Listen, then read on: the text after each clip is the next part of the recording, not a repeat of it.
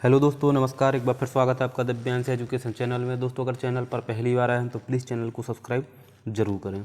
दोस्तों, जैसा कि आप सभी जानते हैं कि वर्ग 2 और वर्ग 1 की दोस्तों कुछ ही समय बाद यानी कि 1 मार्च से लगभग आपकी ये जो परीक्षा स्टार्ट होने वाली है। और आप सभी को पता है, चाहे वर्ग व में शिक्षा शास्त्र भले ही कम अंक का आ रहा हो, लेकिन उसका दोस्तों अपने आप में बहुत महत्व रहता है। और वर्ग 2 में दोस्तों 10 अंक की आपकी शिक्षा शास्त्र है, बाल विकास है, और 30 अंकों का दोस्तों आपका लगभग है पेडागोजी सब्जेक्ट में। तो उसमें दोस्तों मूल्यांकन के क्वेश्चन बहुत ज़्यादा पूछे जाते हैं। ऐसा कोई भी प्रश्न पत्र आपको नहीं मिलेगा जहां से एक क्वेश्चन आपको मूल्यांकन का ना पूछा जाए। तो दोस्तों, आज के इस वीडियो में हम करने वाले हैं जो वर्ग 2, वर्ग 1 और वर्ग 3 तीनों के क्वेश्चन दोस्तों मैंने कलेक्ट किए हैं, ओल्ड क्वेश्चन। क्योंकि प्रिपरेशन का सबसे अच्छा तरीका यही होता है कि आपको ओल्ड क्वेश्चन लगाना चाहिए। उससे एक आइडिया लग जाता है कि इस प्रकार के क्वेश्चन आते हैं। अगर वह आपकी समझ में आ गए तो पूरी पेडागोजी में दोस्तों समझ का खेल है, सिर्फ समझना है, याद आपको कुछ भी नहीं करना है। तो दोस्तों, ओल्ड क्वेश्चन हम करने वाले हैं, लगभग 40 प्रश्न हैं। तो इन प्रश्नों को आप पूरे प्रश्नों को करें।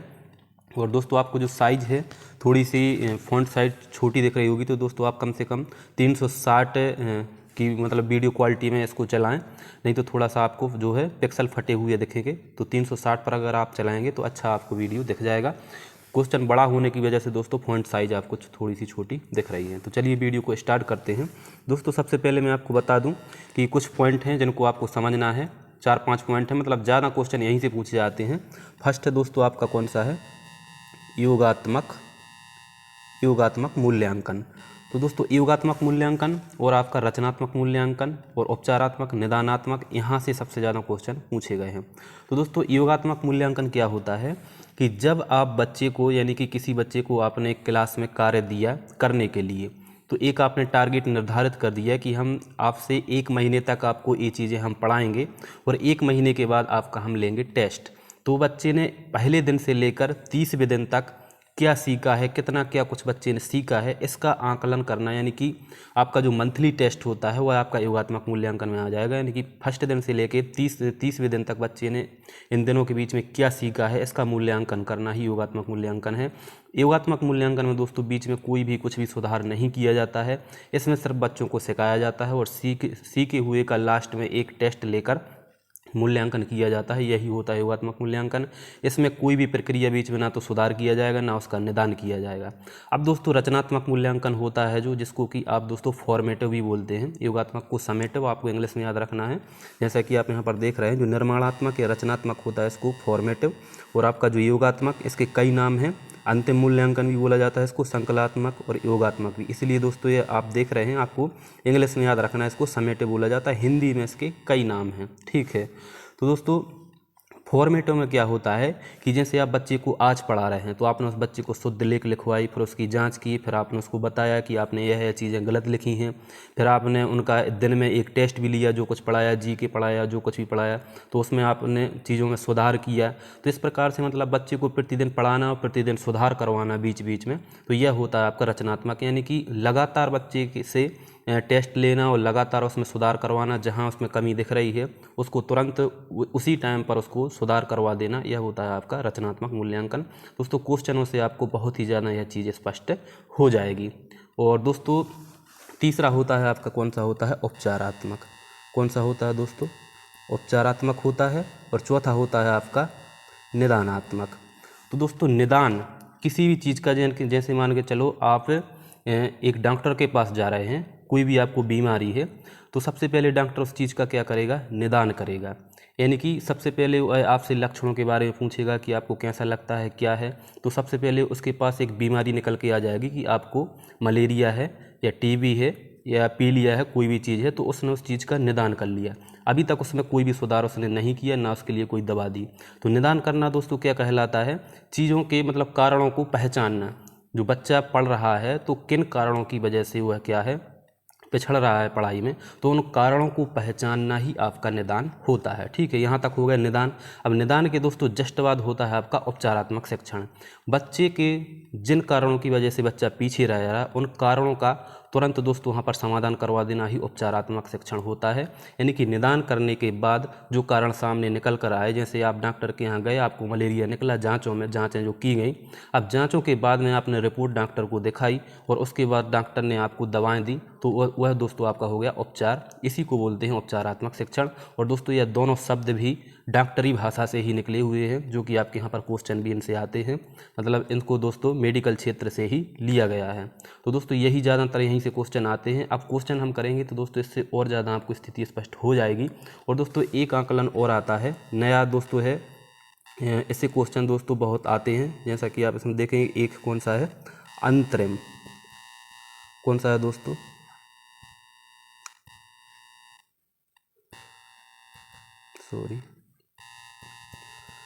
अंतरिम आकलन, या इसको दोस्तों क्या बोला जाता है, अंतरिम मूल्यांकन भी बोला जाता है।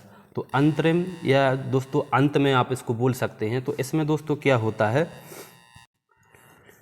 इसके दोस्तों एक दो नाम और होते हैं, जैसे कि इसको क्या है, बेंचमार्क, क्या बोला जाता है, बेंचमार्क आकलन भी इसको बोला जाता है, अंतरिम आकलन भी इसको बोला जाता है। इसमें दोस्तों दो टेस्ट होते हैं, मतलब बेंचमार्क आकलन में दो टेस्ट होते हैं। कौन कौन से होते हैं दोस्तों, एक तो होता है आपका फॉर्मेटिव टेस्ट, यही जो दोस्तों आपका क्या है, रचनात्मक, यह रचनात्मक आकलन भी इसमें दोस्तों होता है अंतरिम आकलन में। और एक होता है आपका इंटरिम टेस्ट, इसको बोला जाता है, यानी कि अंतिम परीक्षण। और इसमें दोस्तों एक टेक्निक उपयोग की जाती है जिसको बोला जाता है मैप, MAP, इसको क्या बोला जाता है दोस्तों, एक टेक्निक उपयोग की जाती है मैप, जिसका कि दोस्तों फुल फॉर्म है मेजर्स एकेडमिक प्रोग्रेस। इसका फुल फॉर्म क्या है, मेजर्स एकेडमिक प्रोग्रेस। इस मैप का दोस्तों यूज किया जाता है बेंचमार्क आकलन में। इसमें दोस्तों क्या होता है कि जब वार्षिक परीक्षा होनी रहती है, यानी कि जो अभी मान के चल जो 12th के एग्ज़ाम हो रहे हैं, तो 12th के एग्ज़ाम से दोस्तों पहले यानी कि पूरी तैयारी आपकी हो चुकी है वार्षिक परीक्षा की, लेकिन उस परीक्षा से पहले हमें बच्चों को जांचना है कि बच्चा अच्छी तरह से तैयार है एग्ज़ाम देने के लिए या नहीं है। तो उसके पहले जो परीक्षण किया जाता है दोस्तों, उसको बोला जाता है अंतरिम आकलन या बेंचमार्क आकलन दोस्तों। और एक प्रकार से हम कह सकते हैं कि जो आपकी प्री बोर्ड परीक्षा होती है 10वीं 12वीं में, तो इस प्री बोर्ड परीक्षा को ही क्या बोला जाता है, अंतरिम आकलन बोला जाता है। यानी कि जो लास्ट परीक्षा आपकी होने वाली, जो फाइनल यानी कि योगात्मक जो आकलन आपका होने वाला है, उसके पहले बच्चों की तैयारी को परखना कि किस प्रकार से बच्चे तैयार हैं या नहीं हैं, तो वही होता है आपका बेंचमार्क आकलन। दोस्तों हम क्वेश्चनों को स्टार्ट करते हैं।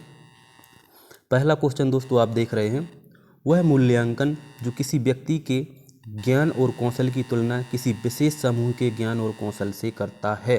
तो दोस्तों यहाँ पर आपको दिख रहे हैं दो प्रकार के मूल्यांकन, और मैं आपको यहाँ पर बता दूँ। एक होता है आपका मानदंड संदर्भित मूल्यांकन, और दोस्तों एक होता है आपका नॉर्म रेफरेंस्ड इवेल्युएशन, यानी कि अनिर्देशित मूल्यांकन। यह दो प्रकार के दोस्तों मूल्यांकन और होते हैं। तो इसमें दोस्तों जो क्राइटेरिया रेफरेंस टेस्ट आपको दिख रहा है, जो दिख रहा है यहाँ पर आपको मानदंड संदर्भित मूल्यांकन, इसमें क्या होता है कि पहले से निश्चित मानकों के आधार पर मूल्यांकन किया जाता है।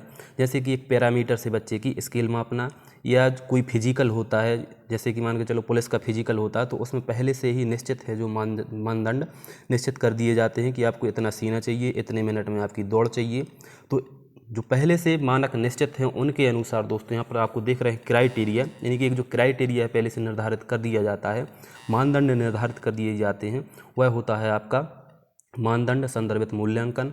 और दोस्तों जो नॉर्म रेफरेंस टेस्ट यानी कि अनिर्देशित मूल्यांकन होता है, अनिर्देशित मूल्यांकन दोस्तों क्या होता है कि इसमें व्यक्ति के ज्ञान और कौशल की तुलना उसी समूह के बालकों से की जाती है। जैसा कि आप इसमें क्वेश्चन में ही देख रहे हैं कि एक व्यक्ति है, तो उसके ज्ञान और कौशल की तुलना उसी के ग्रुप से करना, वह होता है आपका अनिर्देशित मूल्यांकन, जिसको कि नॉर्म रेफरेंस्ड इवैल्यूएशन भी बोला जाता है। यानी कि इसमें कोई भी मानक आपके पहले से निश्चित नहीं होते हैं। इसमें सिर्फ क्या होता है कि एक विशेष समूह होता है और उस समूह से उस बच्चे की तुलना की जाती है कि इस समूह के अकॉर्डिंग बच्चा कितना सीख पाया है और इनसे कितना पीछे है, कितना आगे है। तो ये होता है आपका अनिर्देशित मूल्यांकन। तो इसका आंसर दोस्तों यही हो जाएगा कि वह मूल्यांकन जो किसी व्यक्ति के ज्ञान और कौशल की तुलना किसी विशेष समूह के ज्ञान और कौशल से करता है, तो इसे बोला जाता है नॉर्म रेफरेंस्ड इवैल्यूएशन, यानी कि आपका अनिर्देशित मूल्यांकन। और दोस्तों नेक्स्ट क्वेश्चन है आपका कि निम्नलिखित में से क्या सीखी हुई वस्तु के एक शिक्षार्थी कि सीखने की कठिनाई का सही पता लगाने और उपचारात्मक उपायों का सुझाव देने की प्रक्रिया है। यहाँ पर दोस्तों आप देख रहे हैं क्या पूछा गया है। क्वेश्चन को ध्यान से पढ़ना है दोस्तों। पेडागोजी में कोई भी याद करने वाली चीज़ें नहीं है, सिर्फ समझना है। सीखी हुई वस्तु के एक शिक्षार्थी की सीखने की कठिनाई का सही पता लगाने, यानी कि सबसे पहले तो यहाँ पर क्या है, कठिनाई का पता लगाया जा रहा है, यानी कि आपका क्या किया जा रहा है यहाँ पर, निदान। और उपचारात्मक उपायों का सुझाव देने की प्रक्रिया, यानी कि प्लस इसमें क्या है, उपचारात्मक भी है। तो इसमें क्या हो जाएगा दोस्तों आपका प्रोजेक्टिव टेक्निक, मानक संदर्भित परीक्षण, नैदानिक परीक्षण, और यहाँ पर दोस्तों आपका मानदंड संदर्भित परीक्षण। तो क्या हो जाएगा, जहाँ पर दोस्तों आपका कठिनाई का सही पता लगाया जा रहा है और उपचारात्मक उपायों का सुझाव देने की प्रक्रिया। तो यहाँ पर दोस्तों आपकी जो प्रक्षेपी तकनीक है यह नहीं होगी, आपका क्या हो जाएगा दोस्तों यहाँ पर निदानिक परीक्षण, यानी कि इस चीज़ का क्या कर दिया गया है दोस्तों, यहाँ पर निदान भी किया जा रहा है और यहाँ पर आपका उपचार भी किया जा रहा है। तो आपका दोस्तों यहाँ पर मानदंड संदर्भित क्राइटेरिया भी नहीं होगा और आपका यहाँ पर नॉर्म रेफरेंस टेस्ट भी नहीं होगा। इसमें हो जाएगा आपका सिर्फ और सिर्फ यहाँ पर अगर उपचारात्मक दिखता दोस्तों तो वह आपका सबसे ज़्यादा सही हो जाता, लेकिन यहाँ पर निदान दिया जा रहा है कि कठिनाई का पता इसमें लगाया जा रहा है और उपचारात्मक उपायों का सुझाव, यानी कि निदान करके ही आपके उपचारात्मक उपायों का सुझाव दिया जाएगा। तो इसमें हो जाएगा आपका नैदानिक, यानी कि उसको डायग्नोस्टिक किया जा रहा है। और नेक्स्ट क्वेश्चन है दोस्तों आपका मूल्यांकन किसी की शक्ति तथा कमजोरी, उसकी कमियों और इच्छाइयों का दर्पण है। यह जो है कथन किसका है। तो दोस्तों आप यहाँ पर देख रहे हैं ऑप्शन है मार्स बिंगो, मॉन्टेसरी, वुडवर्थ और यहाँ पर लास्ट में है आपका पावलोव। तो यहाँ पर दोस्तों आपको याद रखना है, परिभाषा कई बार पूछी गई है कि मूल्यांकन किसी की शक्ति, कमजोरी, उसकी कमियों और अच्छाइयों का दर्पण है। यह दोस्तों आपको परिभाषा याद रखनी होगी, यह आपकी है मार्स और बिंगो की। नेक्स्ट क्वेश्चन है दोस्तों रचनात्मक आकलन के अलावा एक अन्य प्रकार का आकलन जो निर्देशात्मक सामग्रियों की पर्याप्तता के बारे में अंतर्दृष्टि प्रदान करता है।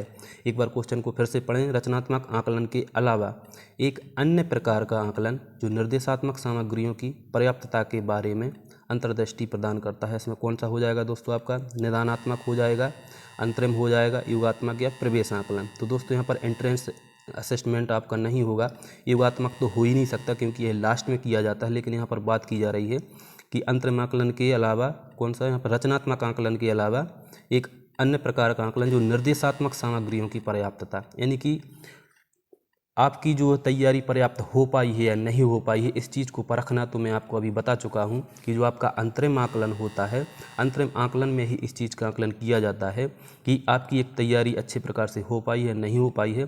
तो उनके लिए निर्देशात्मक सामग्रियों की पर्याप्तता के बारे में अंतर्दृष्टि प्रदान करता है, वह होता है आपका अंतरिम आकलन।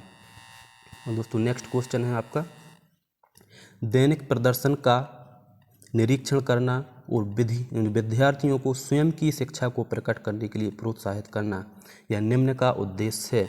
तो आप यहाँ पर दोस्तों देखना होगा दैनिक प्रदर्शन का निरीक्षण करना, यानी कि बच्चा प्रतिदिन क्या कर रहा है इसको दोस्तों प्रदर्शित करना और विद्यार्थियों को स्वयं की शिक्षा को प्रकट करने के लिए प्रोत्साहित करना, यानी कि बच्चा क्या सीख रहा है उसको स्वयं की शिक्षा के लिए और ज़्यादा प्रोत्साहित करना। इसमें क्या हो जाएगा आपका नैदानिक। यहाँ पर आकलन की तो दोस्तों यहाँ पर बात मतलब डायग्नोस्ट उसको नहीं किया जा रहा है, उपख्यानात्मक हो सकता है, असंदर्भित आकलन भी दोस्तों यहाँ पर नहीं है, पोर्टफोलियो की बात भी यहाँ पर की जा रही है। तो दोस्तों यहाँ पर सबसे सही आपका क्या हो जाएगा, यानी कि दैनिक प्रदर्शन, बच्चे के प्रतिदिन के कार्यों को जो वह अच्छे कार्य कर रहा है उसको कलेक्ट करके दोस्तों एक फोल्डर में जहाँ पर रखा जाता है वह होता है आपका पोर्टफोलियो। और दोस्तों आपका जो पोर्टफोलियो होता है, पोर्टफोलियो क्या होता है कि एक कक्षा बाई कक्षा होता है और जो आपका उपख्यानात्मक रिकॉर्ड होता है एक बार बना दिया जाता है और लाइफ टाइम चलता है, यानी कि बच्चा अगर पहली से 8वीं तक एक ही स्कूल में पढ़ रहा है तो उसको दोस्तों उपख्यानात्मक रिकॉर्ड में उसको रखा जाएगा। और बच्चे के दैनिक कार्यों का अगर यहाँ पर निरीक्षण हो रहा है तो वहाँ पर बात हो जाती है पोर्टफोलियो की, जबकि उपख्यानात्मक दोस्तों यह भी पोर्टफोलियो के जैसा ही होता है लेकिन इसमें दोस्तों लाइफ टाइम की बात की जाती है। तो इन दोनों चीज़ों में माइनर सा अंतर है, इन चीज़ों को आपको अच्छे से समझना है। और दोस्तों नेक्स्ट क्वेश्चन है जब सेमेस्टर के अंत में परीक्षण दिए जाते हैं तो इसे जाना जाता है। दोस्तों बिल्कुल ही सिंपल क्वेश्चन है, अभी मैं आपको बता चुका हूँ। योगात्मक मूल्यांकन में क्या होता है कि जब बच्चा 1 से लेकर 30 दिन तक आपने उसको चीज़ें सिखा दी और 30 दिन के बाद या 6 महीने के बाद, चाहे हम मंथली टेस्ट कह लें या 6 माही कर लें या वार्षिक कह लें, यह सभी आपके दोस्तों किस में आते हैं, आपके ये आते हैं आपके सारांशित आकलन भी इसको बोल सकते हैं और समेटिव इवैल्यूएशन या योगात्मक आकलन। नेक्स्ट क्वेश्चन है वह मूल्यांकन जो निर्देश की अवधि के दौरान छात्रों की अधिगम प्रक्रिया की निगरानी करने के लिए इस्तेमाल किया जाता है निम्न कहलाता है। तो दोस्तों क्वेश्चनों से आपको स्थिति है और ज़्यादा स्पष्ट हो जाएगी। वह मूल्यांकन जो निर्देश की अवधि के दौरान छात्रों की अधिगम प्रक्रिया की निगरानी करने के लिए इस्तेमाल किया जाता है। मैंने आपको बताया कि आप बच्चे को शुद्ध लेख लिखवाते हैं, उनको फिर देखते हैं कि क्या गलती की है क्या गलती नहीं की है, फिर उनका टेस्ट लेते हैं। तो इस प्रकार की जो प्रक्रिया यानी कि निर्देश अवधि के दौरान छात्रों की अधिगम प्रक्रिया की निगरानी करने के लिए जो इस्तेमाल किया जाता है वह होता है आपका फॉर्मेटिव इवैल्यूएशन। इसमें क्या सुधार भी किया जा सकता है, बच्चों को नई नई चीज़ें भी और जोड़ के सिखाई जा सकती हैं। वह होता है आपका निर्माणात्मक मूल्यांकन। बेंचमार्क आकलन को यह भी कहा जाता है, तो इसका सीधा सीधा दोस्तों यहाँ पर नाम पूछ लिया गया है कि बेंचमार्क आकलन को अंतरिम आकलन भी कहा जाता है, जिसको कि हम प्री बोर्ड परीक्षा भी बोलते हैं। संपूर्ण तैयारी होने के पहले तैयारी को परखना, वह होता है आपका अंतरिम आकलन। नेक्स्ट क्वेश्चन है, निम्नलिखित में से कौन सी एजेंसी भारत में स्कूली शिक्षा के लिए पाठ्यक्रम रूपरेखा तैयार करने के लिए उत्तरदायी है? तो इसमें दोस्तों आपकी कौन सी एजेंसी हो जाएगी? हो जाएगी आपकी NCERT के द्वारा संपूर्ण देश में जो है पाठ्यक्रम तैयार किया जाता है।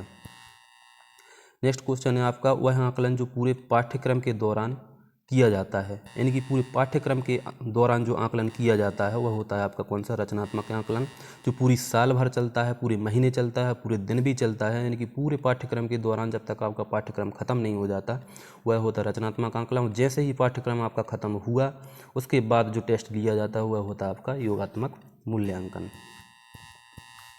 नेक्स्ट क्वेश्चन है, राउंड रोबिन चार्ट खालिस्तान के रूप में प्रयुक्त किए जाते हैं। तो दोस्तों राउंड रोबिन चार्ट जो रहते हैं यह आपके प्रयोग किए जाते हैं दोस्तों यहाँ पर रचनात्मक आकलन में, यानी कि प्रत्येक दिन बच्चे को राउंड रोबिन चार्ट जो रहते हैं उनको दिया जाता है, उनको दिखाया जाता है, भरवाया जाता है कि इसमें किस प्रकार से आपको कार्रवाई करनी है, एक्टिविटी करना है। तो यह दोस्तों आपके जो है राउंड रोबिन चार्ट इसमें प्रयुक्त किए जाते हैं रचनात्मक आकलन में। अधिगम का आकलन निम्न में शामिल नहीं है, तो यहाँ पर दोस्तों आपको ध्यान रखना है, अधिगम का आकलन निम्न में शामिल नहीं है पूछा है। अधिगम का आकलन दोस्तों मैं आपको सीधा सीधा बता दूं कि इसका सीधा सीधा मतलब होता है योगात्मक मूल्यांकन। अधिगम का आकलन यानी कि सीखने का आकलन, आपने कितना सीखा है इसका मूल्यांकन करना ही अधिगम का आकलन है। और अधिगम के लिए आकलन, जहाँ अधिगम के लिए आकलन की बात की जाए वहाँ पर आपका रचनात्मक मूल्यांकन हो जाएगा। जो चीज़ें रचनात्मक में होगी वही अधिगम के लिए आकलन में हो जाएंगी, और जो चीज़ें आपकी अधिगम का आकलन पूछा जाएगा यह आपकी जो है समेटिव एवेल्यूएशन यानी कि आपका योगात्मक मूल्यांकन से संबंधित होता है। तो जो चीज़ योगात्मक मूल्यांकन में शामिल नहीं हुआ है आपको यहाँ पर बताना है कि अधिगम का आकलन निम्न में शामिल नहीं है। साक्ष्य आधारित आकलन, इसमें दोस्तों एविडेंस बेस्ड असेसमेंट होता है। साक्ष्य आधारित आकलन इसमें आपका योगात्मक मूल्यांकन होता है। मानदंड आधारित भी इसमें दोस्तों हो सकता है। परिणामों का आकलन तो किया ही जाता है योगात्मक मूल्यांकन में। मानचित्रण छात्रों की प्रगति यानी कि दोस्तों जो प्रोग्रेस रहती है इसमें प्रोग्रेस की बात नहीं की जाती है, क्योंकि प्रोग्रेस की बात तो आपकी किस में की जाती है? रचनात्मक मूल्यांकन में, जबकि परिणामों का आकलन इसमें रहता है। मानदंड एक क्राइटेरिया बेस्ड भी कर दिया जाता है और साक्ष्य आधारित भी इसमें रहता है। तो आपका जो है मानचित्रण छात्रों की प्रगति यानी कि प्रोग्रेस की बात यहाँ पर अधिगम का आकलन में नहीं की जाती है। नेक्स्ट क्वेश्चन है, NCERT के शैक्षणिक कार्यक्रमों को खालिस्तान पर प्रसारित किया जाता है। जो NCERT द्वारा शैक्षणिक कार्यक्रम प्रसारित किए जाते हैं यह आपके दोस्तों किए जाते हैं किसमें? ज्ञान दर्शन चैनल पर। नेक्स्ट क्वेश्चन है, मूल्यांकन एक खालिस्तान है। मूल्यांकन दोस्तों क्या है? सीधा सीधा है कि यहाँ पर कुछ भी हमें नहीं देखना है, एक सतत प्रक्रिया। मूल्यांकन एक अनवरत प्रक्रिया है, बच्चे के जन्म से लेकर दोस्तों मृत्यु तक उसका हमेशा मूल्यांकन होता रहता है। जैसे शिक्षा एक सतत प्रक्रिया है, जैसे मूल्यांकन भी दोस्तों एक सतत प्रक्रिया है। आदमी का हमेशा मूल्यांकन होता रहता है, ऐसे बच्चे का जब तक वह पढ़ता है हमेशा ऐसे मूल्यांकन उसका होता रहता है। एक व्यक्ति का भी मूल्यांकन दोस्तों हमेशा होता रहता है। अधिगम प्रक्रिया को निर्देश अवधि के दौरान ट्रैक करना किस प्रकार की मूल्यांकन प्रक्रिया है? यह क्वेश्चन दोस्तों पहले भी इसी प्रकार का आ चुका है, थोड़े से घुमा फिरा कर क्वेश्चन पूछे जाते हैं। निर्देश अवधि के दौरान ट्रैक करना यानी कि एक व्यक्ति है, एक बच्चा है, पढ़ रहा है, उसको पढ़ते के दौरान आपको देखना है कि बच्चा क्या पढ़ रहा है, क्या गलती कर रहा है, क्या अच्छा पढ़ रहा है। तो इस चीज़ को यहाँ पर ट्रैक करना क्या होता है दोस्तों? आपका फॉर्मेटिव इवैल्यूएशन यानी कि औपचारिक मूल्यांकन भी इसको बोला जा सकता है। आपको इंग्लिश में यहाँ पर देखना है फॉर्मेटिव इवैल्यूएशन, इसको रचनात्मक या निर्माणात्मक मूल्यांकन बोला जाता है। नेक्स्ट क्वेश्चन है, कौन सा मूल्यांकन पूर्व निर्धारित मानकों के एक निश्चित सेट के विरुद्ध छात्र के प्रदर्शन को मापता है। तो यहाँ पर दोस्तों आपको मैं बता चुका हूँ, जहाँ पर पहले से मानदंड निर्धारित कर दिए जाते हैं, यानी कि क्राइटेरिया जहाँ पर निर्धारित कर दिया जाता है, वहाँ पर आपका होता है मानदंड संदर्भित आकलन। नेक्स्ट क्वेश्चन है, एनसीएफ 2005 के कार्यान्वयन के पश्चात निम्नलिखित में से कौन सा कथन शिक्षा शास्त्र में बदलाव को दर्शाता है। यानी कि जब से एनसीएफ 2005 का कार्यान्वयन हुआ है, इसके पश्चात ऐसा कौन सा कथन है जो शिक्षा शास्त्र में बदलाव को दर्शाता है। शिक्षण को विशिष्ट विषयों पर ध्यान केंद्रित करना चाहिए, ऐसा नहीं है, विशिष्ट विषयों पर ही नहीं करना चाहिए, सब पर करना चाहिए। आकलन निरंतर होता रहना चाहिए, यह सही हो सकता है। शिक्षक कक्षा का मार्गदर्शक और निरीक्षण करता है, यह तो दोस्तों एक प्रकार से एनसीएफ के पहले से ही यह कथन चला आ रहा है कि मार्गदर्शन और निरीक्षण भी करता है। लिखित परीक्षा आकलन की एकमात्र विधि है, यह गलत है, यह भी बिल्कुल गलत है। और दोस्तों यहाँ पर आपका जो सही हो जाएगा वो हो जाएगा कि आकलन निरंतर होते रहना चाहिए। जो एनसीएफ 2005 जब से आया है, इन्होंने जोर दिया है कि मूल्यांकन एक अनवरत प्रक्रिया है, सतत मूल्यांकन हमेशा होते रहना चाहिए। तो सतत मूल्यांकन पर दोस्तों यहाँ पर जोर दिया गया है एनसीएफ 2005 में। तो इसका जो सही आंसर है, आकलन निरंतर होता रहना चाहिए। शिक्षार्थी केंद्रित आकलन प्रक्रिया खाली स्थान पर केंद्रित नहीं होती। यानी कि जो शिक्षार्थी केंद्रित प्रक्रिया है, शिक्षार्थी केंद्रित आकलन प्रक्रिया खाली स्थान पर केंद्रित नहीं होती है। अधिगम का आकलन, अधिगम के लिए आकलन, शिक्षार्थी का व्यक्तिगत मार्गदर्शन यह होता है। उत्पाद के अधिगम की बजाय प्रक्रिया और अनुभव का अधिगम। यानी कि दोस्तों यहाँ पर अधिगम केंद्रित आकलन प्रक्रिया जो दोस्तों यहाँ पर आपको बताना है कि योगात्मक मूल्यांकन में कौन सी बात शामिल नहीं होती है। तो योगात्मक नहीं दोस्तों, यहाँ पर रचनात्मक मूल्यांकन, क्योंकि रचनात्मक मूल्यांकन है जो आपका है वह शिक्षार्थी केंद्रित है। तो यहाँ पर आपको रचनात्मक मूल्यांकन की 3 विशेषताएं देखने को मिल जाएंगी। एक मिलेगी आपको योगात्मक की। तो यहाँ पर दोस्तों अधिगम के लिए आकलन तो सीधे सीधे रचनात्मक से संबंधित है, यानी कि शिक्षार्थी केंद्रित है। शिक्षार्थी के व्यक्तिगत प्रदर्शन यह भी उससे संबंधित है और यह भी उससे संबंधित है। लेकिन अधिगम का आकलन, इसका सीधा सीधा मतलब होता है कि योगात्मक मूल्यांकन, और यहाँ पर योगात्मक मूल्यांकन है जो आपका शिक्षार्थी केंद्रित नहीं होता है। निम्नलिखित में से कौन सी सतत एवं व्यापक मूल्यांकन की विशेषता नहीं है। आपको यहाँ पर बताना है कौन सी सतत एवं व्यापक मूल्यांकन की विशेषता नहीं है। यह छात्रों की मौजूदा अवधारणाओं के बारे में जानने में शिक्षक की सहायता करता है। जी हाँ, यह बिल्कुल सही है। इसमें लगातार परीक्षण और परीक्षाएँ सम्मिलित होती हैं, यह भी हो सकता है। इसमें एक ही मानदंड का बार बार आकलन सम्मिलित होता है, यह बिल्कुल सही है दोस्तों। यह एक विद्यालय आधारित मूल्यांकन है, तो यह भी सही है। लेकिन इसमें लगातार परीक्षण व परीक्षाएं सम्मिलित होती हैं, यह सही नहीं है, ऐसा नहीं है दोस्तों। क्योंकि यहाँ पर दोस्तों परीक्षण तो होते हैं लेकिन लगातार बिल्कुल नहीं होते हैं। तो यहाँ पर दोस्तों सही है जो इसका यह वाला हो जाएगा, यह बात है जो आपकी सतत व्यापक मूल्यांकन में नहीं है। जबकि छात्रों की मौजूदा अवधारणाओं के बारे में यह बिल्कुल शिक्षक की सहायता भी करता है उनको जानने में। और इसमें एक ही मानदंड का बार बार आकलन है, यह भी इसमें होता है। और दोस्तों इसमें एक विद्यालय आधारित मूल्यांकन, यह भी सही है। तो इसका सही हो जाएगा, एक लगातार परीक्षण और परीक्षाएं सम्मिलित होती हैं, यह इसमें गलत बात हो जाएगी।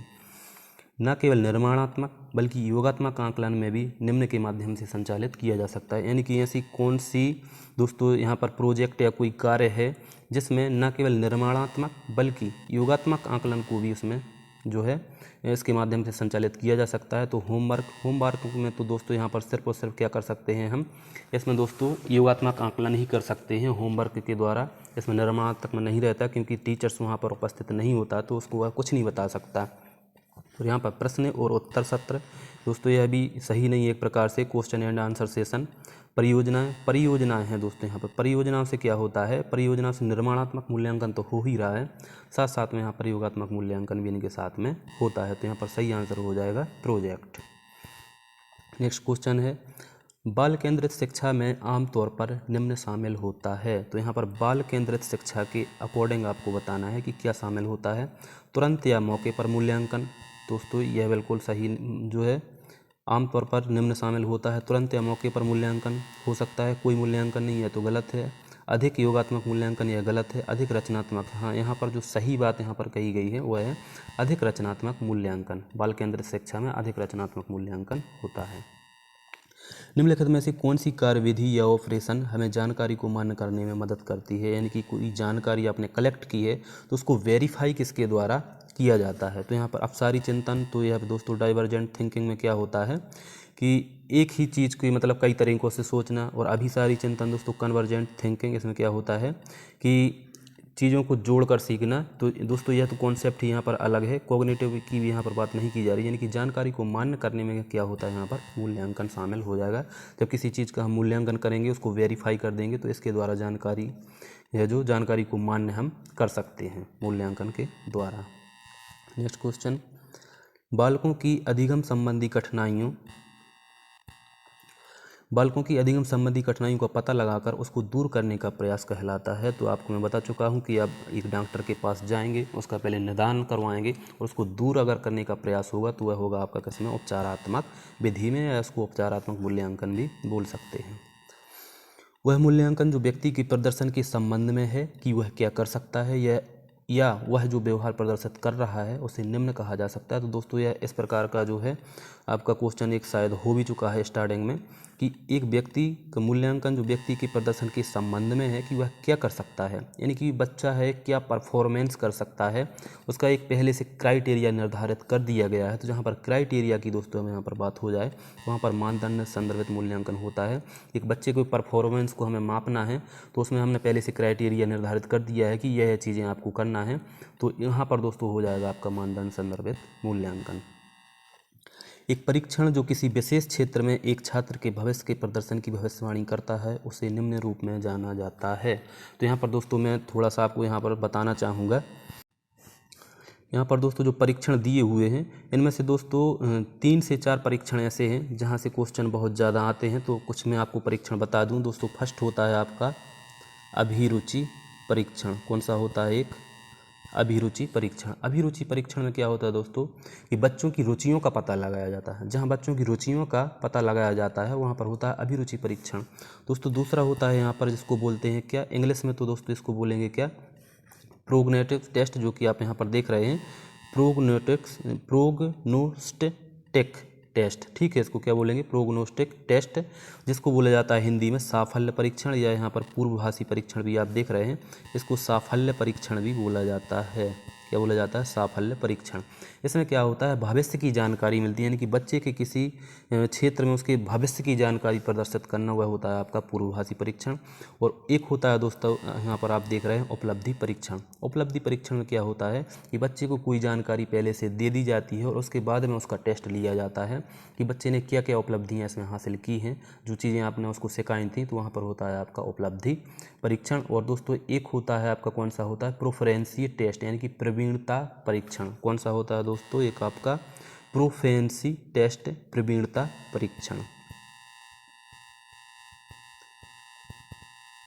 प्रवीणता परीक्षण दोस्तों यहाँ पर आपका होता है, उसको प्रोफिशिएंसी टेस्ट बोलते हैं। इसमें क्या होता है, बच्चों के विशेष गुण या क्वालिटी का पता लगाया जाता है। जहाँ पर विशेष गुण दोष या क्वालिटी का पता लगाया जाता है वहाँ पर आपका होता है प्रवीणता परीक्षण। तो यहाँ पर दोस्तों इसका आंसर क्या हो जाएगा, इसका आंसर हो जाएगा एक परीक्षण जो किसी विशेष क्षेत्र में एक छात्र के भविष्य में, यानी कि भविष्य में प्रदर्शन या भविष्यवाणी, भविष्य की बात जहाँ पर की जाती है, तो वहाँ पर आपका पूर्वभाषी परीक्षण, जिसको साफल्य परीक्षण भी बोला जाता है, या इंग्लिश में आपको याद रखना है प्रोग्नोस्टिक टेस्ट। यह आपका आंसर यहाँ पर हो जाएगा।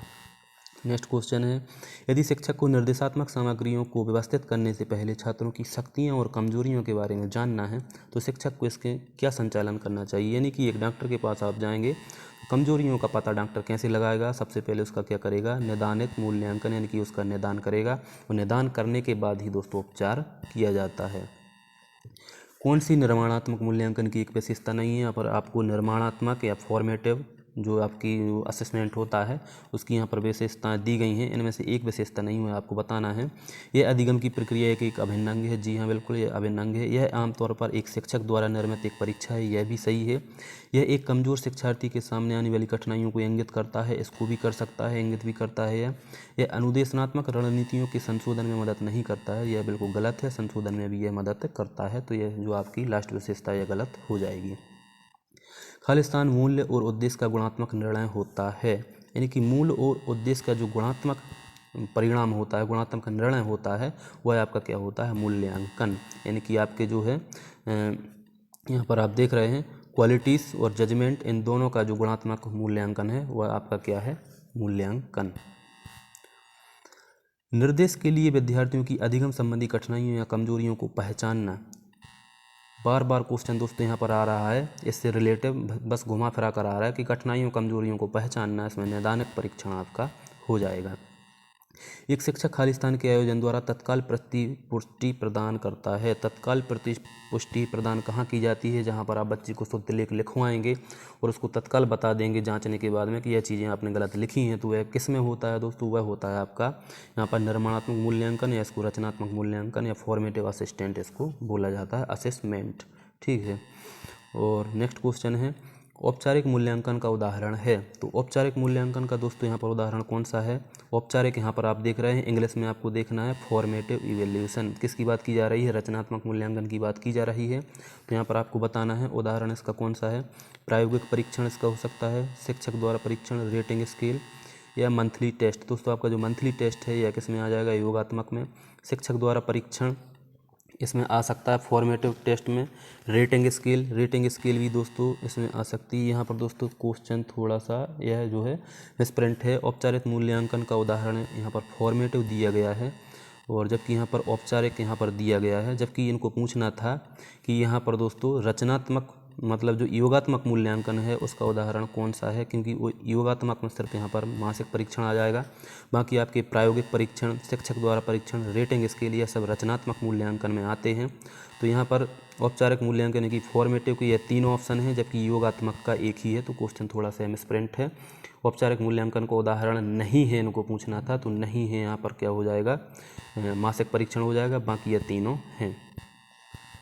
नेक्स्ट क्वेश्चन है, मूल्यांकन की सही अवधारणा निम्न में परिलक्षित होती है। तो मूल्यांकन की सही अवधारणा किस में आएगी दोस्तों? यहाँ पर दोस्तों मूल्यांकन की सही अवधारणा किस में आती है? माप प्लस निर्णय, यानी कि जहाँ पर आप माप करेंगे, मेजरमेंट करेंगे और जजमेंट देंगे, तभी आपकी जो मूल्यांकन की सही अवधारणा उसमें होती है। नेक्स्ट क्वेश्चन है, ब्रांच्ड प्रोग्रामिंग को निम्न के नाम से भी जाना जाता है। यहाँ पर मैं आपको शायद इसके बारे में पहले ही बता चुका हूँ कि ब्रांच्ड प्रोग्रामिंग जो आपकी रहती है, आंतरिक प्रोग्राम, बाह्य प्रोग्रामिंग, स्कीनियर या सीधी रेखा, यानी कि जो आपका आंतरिक प्रोग्राम है, यानी कि एक प्रकार से अंतरिम मूल्यांकन कह सकते हैं इसको ही हम दोस्तों यहाँ पर बेंचमार्क आंकलन और ब्रांच प्रोग्रामिंग भी इसको कहते हैं, आंतरिक प्रोग्रामिंग को। नेक्स्ट क्वेश्चन है, मूल्यांकन स्कूल आधारित है और छात्र के सर्वांगीण विकास का लक्ष्य है। जहाँ पर सर्वांगीण विकास की बात की जाए, सर्वांगीण जहाँ पर विकास जुड़ गया है वहाँ पर आपका सतत पूर्व व्यापक के अलावा और कोई भी मूल्यांकन नहीं होगा। वह मूल्यांकन जो किसी व्यक्ति के ज्ञान और कौशल की तुलना किसी विशेष समूह के ज्ञान और कौशल से करता है। तो जहाँ पर मैं आपको बता चुका हूँ, एक व्यक्ति के ज्ञान और कौशल की तुलना किसी व्यक्ति के विशेष ज्ञान और कौशल से, मतलब उसी समूह से की जाए। जहाँ पर समूह की बात हो जाए तो यहाँ पर दोस्तों अनिर्देशित मूल्यांकन यानी कि नॉर्म रेफरेंस इवैल्यूएशन हो जाता है। और जहाँ पर पहले से मानदंड निर्धारित कर दिए जाएँ कि इन चीज़ों पर आपको खरा उतरना है, एक फिजिकल देना है तो आपको दौड़, सीना, लंबाई, ऊंची कूद हर चीज़ में पास होना होगा, तो वहाँ पर क्राइटेरिया होगा। लेकिन विशेष समूह गुण कौशल से तुलना की जाए तो वहाँ पर आपका अनिर्देशित मूल्यांकन हो जाएगा।